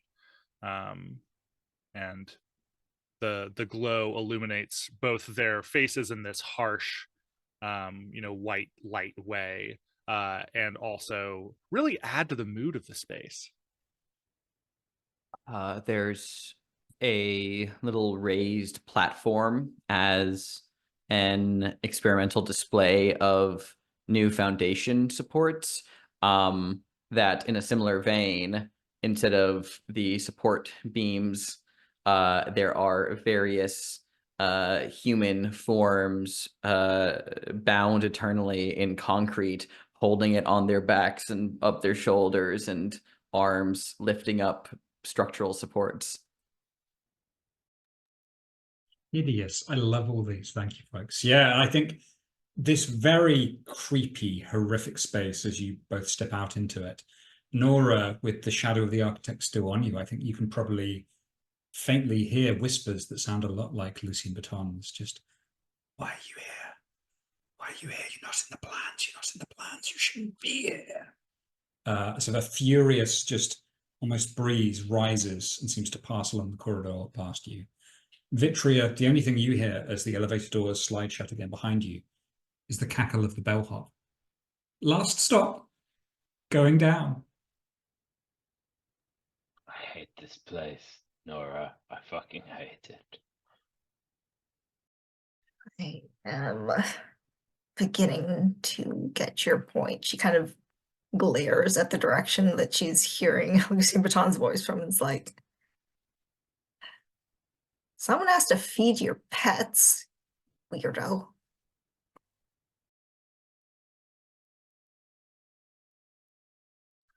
The apartment does not answer you. There's obviously, if we're imagining it's very much an architect's studio, there are certainly, bookshelves, other rooms to explore. It's up to you what you want to do down here.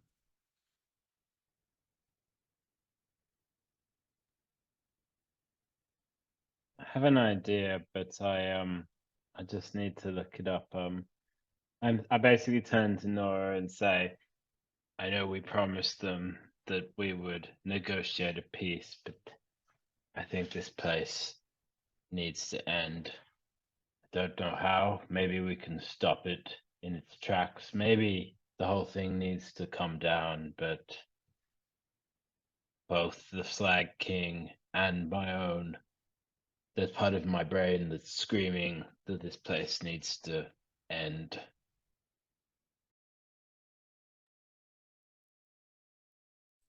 Nora's eyes are kind of watching the mice again. It's like, well, can't disagree with you, but there's a kid somewhere in this building. She doesn't deserve to go down with the ship. And then Nora kind of walks just towards what she somehow knows is the kitchen and is like, well, maybe you could get something out of those books. I'm going to feed the mice. I think when Nora mentions the girl, Vitria remembers also being a girl lost in a hostile structure and nods in agreement, and then pulls out another pack of the prayer mark tape and tapes down her rebreather and her wrists and ankles and hands another fresh roll to Nora and says, surely this must be deductible from our expenses. We've used enough of it.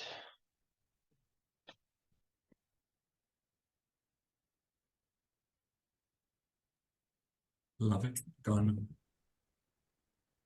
Yeah, I think Nora kind of just takes like a strip of the tape and like wraps it around her wrist like it's another prayer bracelet. And she's like, eventually you've got to reach some sort of critical mass or whatever, where it just plateaus. That's how you architectural types talk, right? With your kind of gestures, calculations, and whatever. That's the sort of thing my brother Brutus would say, or my father. But I'm starting to wonder if all of that is a screen to hide these kind of horrors everywhere. I love architecture, don't get me wrong, Nora, but the pure, the clean lines of it, the simplicity, the mathematics, not this.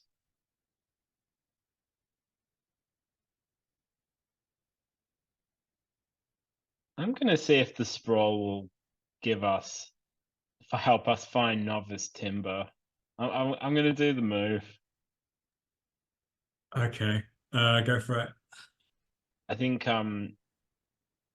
Vitria will look at the mark on her forehead and say, well, when in Rome, oh no, when in Glottage, I suppose it would be, when in Glottage. And she's going to draw a bigger version of the mark and say, bring me the girl or I'll burn you down. And I think it's like rolling with communion, basically. So yes, it's communion. It's advantage if you have concrete rock, which I don't believe I you don't do. yet. If I don't have it yet. On a 7 to 9, you can choose one of the following. On a 10 plus, choose 2. The Sprawl performs a useful service. The infectious grey spores of the Sprawl remain dormant for now, and you can then convince the Sprawl to dissipate once you've summoned it. On a miss, the Sprawl grows unchecked out of your control, and you will take the condition concrete rot. Yeah, absolutely go for it. Yeah, okay. And I think the Watcher will be happy because the special effects budget is going to be awesome for this. Let me just have a quick look. So my communion's just 0. All right, let's try this. Can't really think of anything that would give me advantage. No, I'm gonna try and like hack this by using my hat and the tape to protect, like basically insulate me from the corrosive effects of the Sprawl. So I'm basically gonna like mark one of my safety track and get advantage to essentially try and stop it from eating me, if that makes sense. Awesome. Yeah, please go for it. Because I'm all covered in tape. So I'm basically using the sort of fictional positioning of the rebreather and the tape and the hard hat, basically. Let's try that. Oh, that's nice. It's an 11. An 11. Awesome. So yeah, so you can, as mentioned, choose 2 of the following. The Sprawl performs a useful service. The infectious grey spores of the Sprawl remain dormant, so short-term consequences. 3rd, you can convince the Sprawl to dissipate once it's performed its task. I think we don't want to be exposed to the spores, so I'm going to ask it to perform a useful service for me, which is to make me a passage through its kind of rotten heart to where novice timber is, so that Nora and I can rescue her.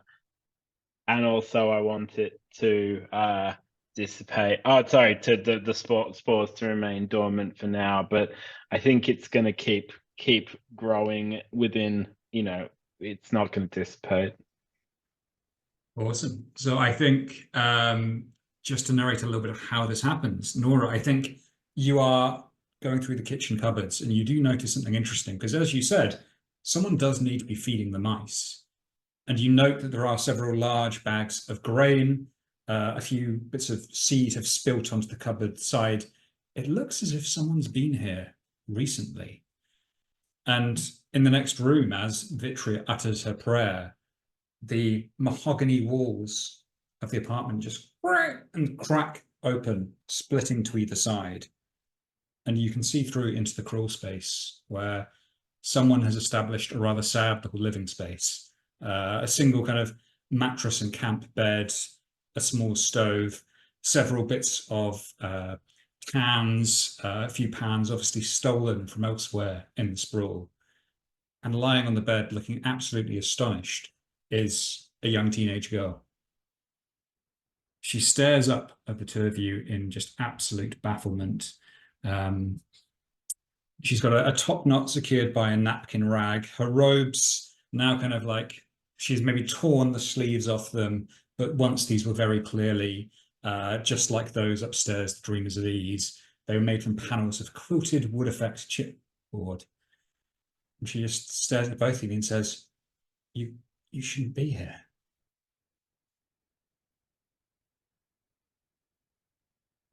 We're here to rescue you, girl. Be nice, Vitria. She's obviously been through a traumatic experience, and Nora turns towards the girl. All right, None of us should be here. You do the people thing then, Nora.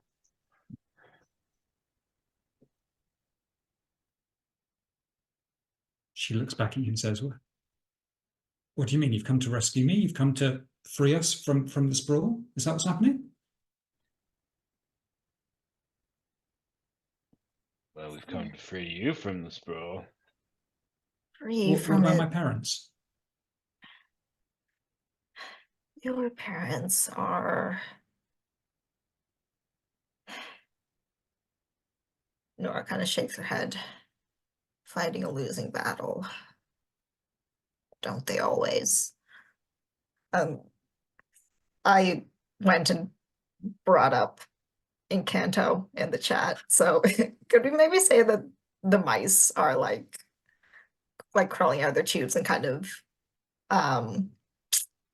like one has climbed onto her shoulder and is like holding a plastic knife or something and is like threatening. Hell yes, if I get Disney or Pixar or whatever it is, lawyers knocking on the door, remember me. But yeah, let's do it. Okay, so a mouse is crawling on Novice Timber's shoulder with a little knife in its paws. Why not? Awesome. Listen, what you tell her, fellas with mice and actors. She could be. Who knows? She could be. But I think right now she is just defiantly glowering back at you and just saying, look, I don't want to leave without my parents. Do you understand? Like, this place, it's infected everyone. They've all gone crazy. They're fighting a war that doesn't matter over a tower that's climbing into the sky. Are you from the government? It's your job, isn't it, to stop this? How are you going to stop this? Actually, I think that's a good point for us to discuss. How do we want to stop this? Like, we have 4 clues. Do we want to try and go for the low complexity question, or do we want to keep going? I feel like we could go for the 6 complexity with the -2 and see how we do. But the problem is because it's not a threshold question. If we get it wrong, it's going to go badly for us. So that sounds like a bit of a. Does anyone else have any thoughts? We could try and get a couple more clues while maybe we could talk to Novice Timber, see if we get a couple more clues, and then go for a flat roll on the middle one. I don't know. I'm always game to risk it all and see what you love a -2, don't you? Yeah. Unfortunately, I'm same listen, as Alex. it's so unfortunate because I am always just being like, I mean, why don't we fuck around? Why don't we find out? And I never get to live the experience of like, I mean, especially as a keeper, because I'm like, I mean, you guys could do it with a -2. Be like, no. I'm like, well, what if we risk it though? Because if it pays off, it pays off. If it doesn't, oh boy. You know what I mean? If it doesn't, it's either wild Or we all write verses, and then it's I mean, okay. yeah, consider this. I mean, like, worst case scenario, we all write verses. One step above that is, because it's not a threshold question, we won't lose those clues if we get it True. wrong, you know? Very Like, we'll true. just have to gather more to be able to take another stab at it. But unlike a threshold, we wouldn't just lose all of them. So I love still that all the counts. courage is coming from the two people that aren't in the flesh. Yeah, we're not here. We don't have to deal with go this. for it. Yeah, go for do it. it. Sure. Because we Not don't have in to the suffer the consequences. Horrible tower. But also just because, I don't know, I've never had someone roll a minus theory before, but it's your decision. Narratively, we could ransack the apartment before. Yeah, I think we've got leaving. one more step of trying to find some clues, and then I think we should do it. Yeah. Awesome. Well, we are coming up to 9, so I think this is a good place to kind of have one final roll and then leave Yeah. us. But I think Okay. what we're going to say is, if you're searching for clues in the apartment, we have just said that the sprawl that has been summoned is not going to dissipate. So this is not going to be a gather information move. This is going to be a revelation move, because whatever you have summoned, whether it's the architect or the tower itself, is, if you fail, I think, going to arrive in some form. So what if you are maybe too slow in ransacking the apartment, or if you don't manage to find what you're looking for in here in time, what do you think is going to happen? I think it's going to be one of those things, like, you know, like, I'm just thinking of something like Stranger Things, where, oh no, see, who's doing the role? Sorry, I did that as if it was both of us. That's Happy to go with either. Whoever's done fewer today, I guess. I guess Uh, sorry, go on.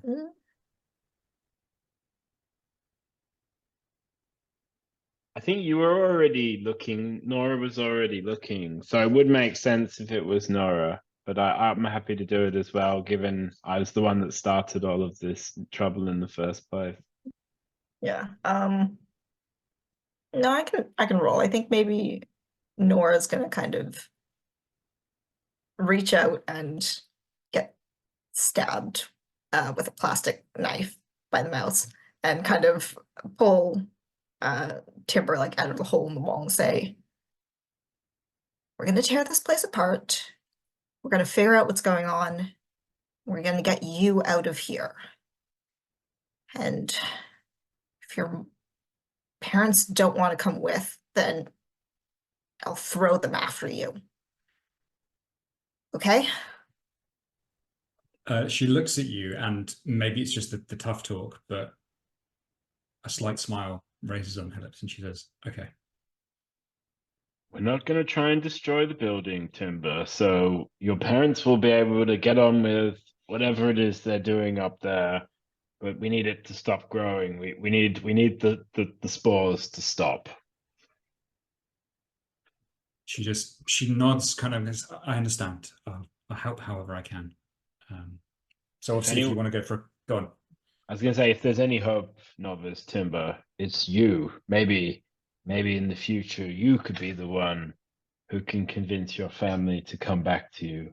But we have a building to neutralize, and we can keep you safe. Okay, well, how are you searching for a clue here? Are you trying to get it out of Novice Timber, or are you going to investigate? What do you think, Nora? I think we're going to need to have a look at the architect's research, because it's a bit more likely to like know what's going on than the girl who's been hiding in the walls. Just a little bit. I think she's been busy with other things, like Makes surviving. sense. So I think Nora's gonna again like tell Vitria, have a look at the books, and she's gonna kind of start going through desk drawers and just trying to find anything as quickly as possible. Awesome. So I think this would probably be either insight or focus, I guess. What are your conditions? Let's take a quick look. I gave you disadvantage once already. I'm just going to let this be a flat roll, but I will ask you to say, what do you think is going to happen if whatever presence of the sprawl that Vitria summoned arrives before you're finished? What are you afraid is going to happen here?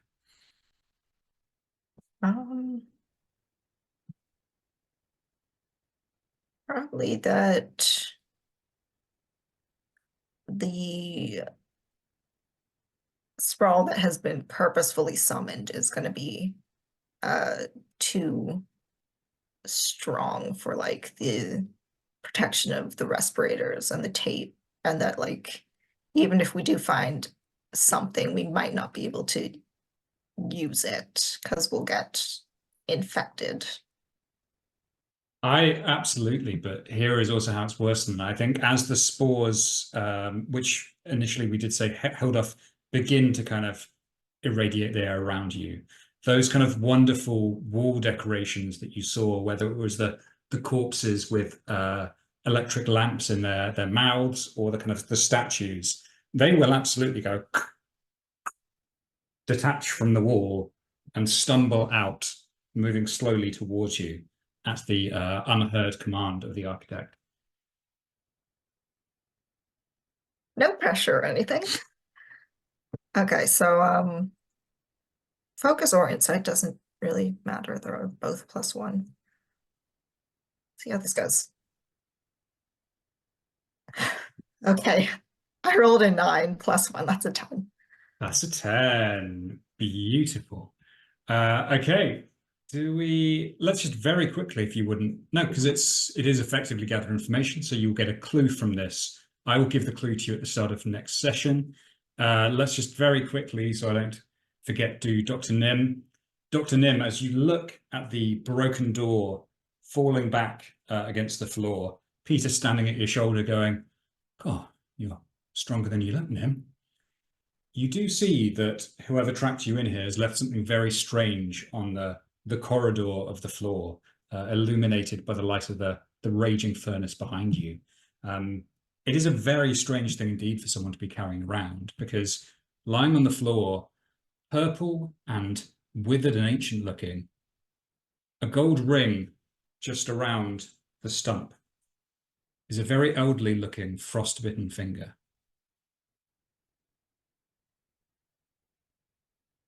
That is your clue, a frostbitten finger. Okay, so we'll leave it there. Frank comforting Commissioner Vanderkamp, Vitria and Nora successfully searching for clues in the architect's lodgings, and the very hulked out Dr. Harrow clutching a frostbitten finger. Awesome. Thank you, folks. That was fantastic. Could we please have your XP and any advances? How did we do? Nora, how are you?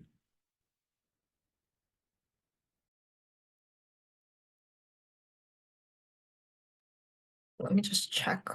Did not complete an assignment. Did you engage?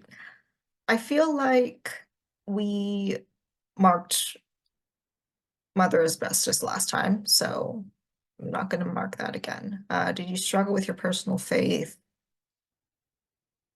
I mean, I feel like Nora was leaning more on the Watch in the Wings than she usually does. But she also went towards a sword, which was like, I don't know if I've hinted at it enough, but her like childhood faith was to like a war god, so weapons. So maybe on that one. I like that, definitely, I think. And that was cool. I knew obviously when you had that lovely verse about her in the military camp, I didn't pick up on the sword as an aspect of that. That's very cool. Yeah, I definitely think that's valid. Did you mind undermine the orders of superiors? I don't think feeding mice is pursuing personal interests, so we're gonna go with a no for that one. So that is just 1 on the end of session questions, so 1 XP. All right, lovely. Dr. Harrow. Did you engage with the god, angel, or divine manifestation? I mean, I drank the miracle juice, so I'd consider that a divine manifestation. Were you vulnerable with someone? I was kind of angling with that with Peter. I think I was vulnerable with, pretty Peter. And did you deliver a monologue about any of the following? I don't think I did. I was intending to, but then Peter kind of had the runaway of that scene, and then was just kind of like, yeah, nod, nod, nod. Anyway, want to do something about it. So I think I listened to Peter monologue, but I didn't monologue this time. So I'll take 2. That's very fair. Thank you. And Vitria. So I engaged again with the bellhop, who I apparently sacrificed my father to. I think I probably still have that key as well. I haven't figured that out yet. But and I struggle with my personal faith, because I really would like to destroy this building, but I recognize that that might not actually be the best way to resolve the assignment. And we kind of promised Novice Timber that we wouldn't do that. And as Nora said, we already burnt one building down. So and I did talk about the terror's sublime joy or marvelous nature of architecture, and how this place makes me question my commitment to architecture. Fabulous. Thank you. And Frank.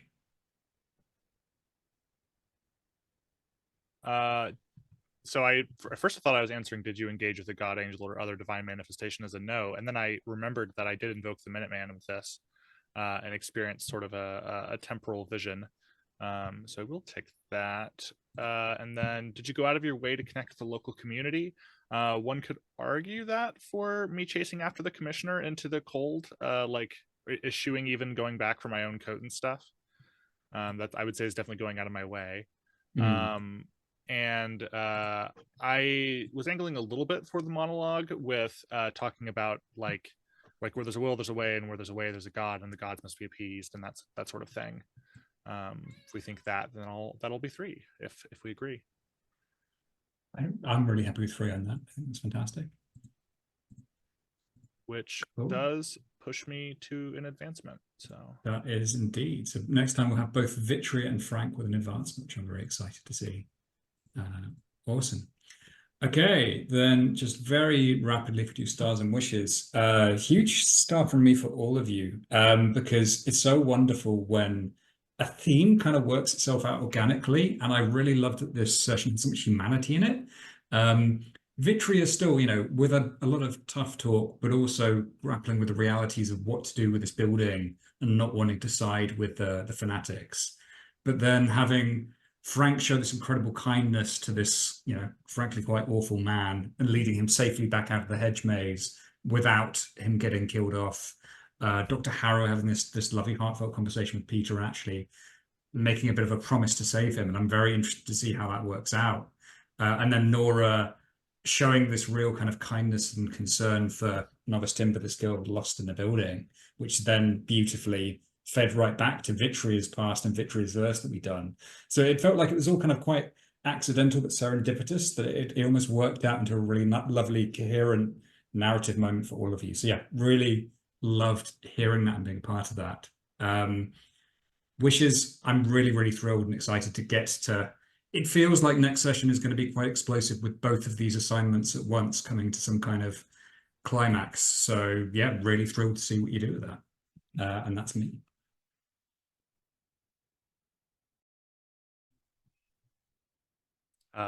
I was reminded of a star once again. I love any time Nora kind of meta narratively talks about doing something for the entertainment value of it, because I think one of the most interesting dimensions of that faith sheet is knowing that the Watcher in the Wings is watching in the wings, and that their pleasure or displeasure with the scenario does directly impact like the characters' real lives.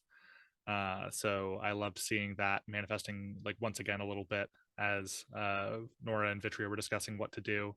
I also just man, I hate this place so much. I hate the tower is such an awful, wonderful, awful little place. And having Vitria slowly, like through the course of this whole threat, this whole assignment, just come to the realization that wow, maybe some buildings just shouldn't exist. is kind of been a fun journey to see for her as well. And then I loved I loved, John, your moment for Peter, just being like, wow, you're stronger than I thought, Doctor. Like, stronger than I thought, Nim, as he like collapses to the ground, spasming, breathes a breath of like stands up and then rips a door off the wall. Like the response just, wow, you're stronger than I thought, because like this is just that kind of world, you know, like this just happens. So that whole scene, I started that A+. As far as wishes are concerned, I to our own point, Alex and I are both very much in the risk it for the biscuit on the assignment rolls. And unfortunately, because Dr. Harrow just got another clue, I think we actually would be a flat roll at this point if we wanted to roll for the assignment next time. But like I kind of want to embrace moving into a theory for the Winter Spite, because either we get it right and that'll be fun and good in its own way, or if we get it wrong, it moves the mystery to the next phase. And either way, I kind of want to put that pressure on it to move it one way or the other. So that's yeah, I mean, I'll start with my wish because that jumps right off of that. Then I'll go back to my stars and other wishes. 100% same, because I had the thought of like, all right, cool. With a -1, if we get it wrong, well, then it's still going to be very interesting, because I mean, that's very Brindlewood Bay of like, what we thought is not the case, and now there's a twist, and now we have to deal with that, and that's a whole other narrative to spin, which will be fun in of itself. But either way, I'm very excited to see how that plays out. So stars, I wrote a couple of these down. John, great reaction for trapping Nim in the boiler room. I mean, as we've said already, like very like a Brindlewood Bay kind of thing. Like, oh well, you know, like the killer traps you in the dangerous situation, and you know, obfuscated so you can't really see who it is. Very fun. Also, start to something you said, John, have a cheeky Betsky. I thought that was very funny. I just liked the way you said that. That was just a little star just for fun phrasing. David loved the little going out into the snow, being like, this is what you get, Frank. You shouldn't have been mean. This is what you get. Like that was really funny. James, the bellhop in your little, like, you know, with your dad there in the past, that was great. I felt like that was such like a Twilight Zone or like other like revenge horror film kind of movie moment where, you know, the antagonist gets absolutely just dealt with in some way, and just having it be like push him in the elevator with the bellhop and just going down, and very fun, very cool. I love this world so much because it's both terrifying and also really funny. Echoing also the point about being like, you're stronger than you look, as I'm vomiting up stomach lining because I'm radioactive and imbibing chemicals. Like, just, you know, he's on that new sanctified diet, you know, it's that's just such a casual thing in this world. I love that. And yeah, the Watcher in the Wings, I mean, as someone who plays the Watcher in Wings playbook or faith sheet for another game, I really like seeing what you're doing with it, Nora. Also, just because I also like how John is interacting with that from the keeper's seat of really making it feel like the Watcher is always watching, and there's always this kind of like intrigue and interest with Nora's approach to everything about kind of being focused on that. Nora is very different from my worshipper of the Watcher in the Wings, and I like that because he's insufferable. So I'm really fascinated by her as a character, and I continue to enjoy seeing how you approach any given situation with her mindset. Wish-wise, aside from resolving Winter's Spite, I want to get back to the inevitable hour. Just so we can resolve that as well, because by the time we get back to Mal rewards, it's been ignored for a time now, I imagine things are going to be bad. And I think that I'm also excited to see what comes next, but I can't wait for us to all be together again. These little side stories have been a lot of fun, but I'm excited for doing more journey moves because I love the journey phase. I'm excited to do more interactions with each other, but this has been fantastic, getting to have it be kind of two different side stories partnered up in different ways. I've really enjoyed the Frank and Nim dynamic for Winter's Spite, and I really enjoy watching Nora and Vitria together. So we need to continue to have these little fun pair-ups and group outings because it's been really fun so far. Yeah, I guess I'm going to start with the wish bouncing off of Alex's. Oh gosh, the inevitable hour is going to be something absolutely horrible is going to have happened. We have been gone so long. That's going to be fun. And I guess seeing stars, seeing Vitria slowly decide, yep, no, I don't like this. Nope. We're destroying this. We're burning this down. Is interesting, especially considering like how she's always reacted to buildings before. And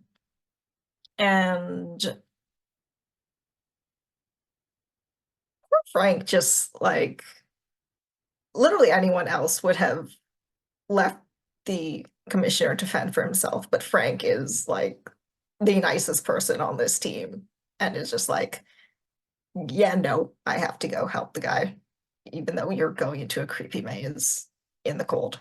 And then Dr. Nim just like, okay, he is now fully irradiated, and then he's just like, okay, I'm gonna drink this mysterious liquid and just see what happens. Like, gosh. Oh, and also related to Dr. Harrow, his flashback to his experiment was just like, I was kind of on the edge of my seat the whole time. And then at the end, when he's grinning and is like, yeah, that was a total failure. My first thought was, poor guy, you went through all of that and you're not even going to get to publish anything. Because, like, gosh, when you have no results, you can't write it up and the results go in a drawer and no one ever sees them. So it's like, you went through so much for that. Sorry. I think my big stuff from the whole Vitria and Nora thing is that I got a really strong sense from the beginning that the Watcher is hate watching us and isn't entertained, which is why we're a disappointment. So I get the strong feeling we're being binge watched by a malevolent entity, and that's why all these things keep happening to us, because the writers are sort of desperate to, get enough bang for the show to get renewed for the next season. So I like the kind of meta like plot element of the Watcher in this, like Alex said, vis-a-vis the more sort of theatrical take. I think it kind of works really well, and I really like the empathy, because Vitri is very narrow-minded in a lot of ways and dogmatic, whereas I like how Nora brought it back to novice timber. That was a big star for me. I thought that was really, really good and powerful. And that you basically saved her off, for the beginning of the session. And I really love, we've talked about the whole thing, Frank and the cold thing. I love Frank's monologues about talking to himself about how he got himself into situations and how he talks to the Minuteman. It's just really, really entertaining and great kind of role playing. And that whole thing with like the Frankenstein meets the Hulk meets Silt versus kind of, it was just really, really good and entertaining. And I have a feeling it's gonna escalate. So I just found that super entertaining.